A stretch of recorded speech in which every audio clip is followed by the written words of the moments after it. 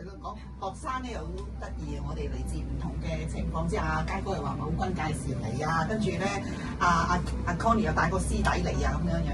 啊有個同學又好得意，佢近年咧係我音樂會嘅義工喎。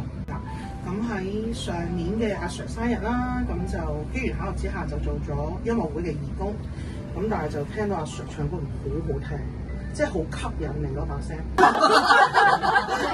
問下佳哥就知㗎啦，我喺台上高唱歌，跟住就會問下你聽唔聽到自己咁樣嘅？哦，我聽到。跟住就會問在座嘅同學仔你聽唔聽到？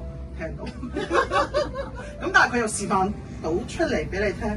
啊！原來自己真係有喎，同埋睇翻嚟，咦？點解真係出現過，但係自己冇為意咧？隻耳仔真係好靈敏，同埋你估唔到一個 Sir 係可以咁樣去指一個同學可以糾正佢嘅地方，而跟住再令到佢自己嘅歌藝會再唱得好啲咯。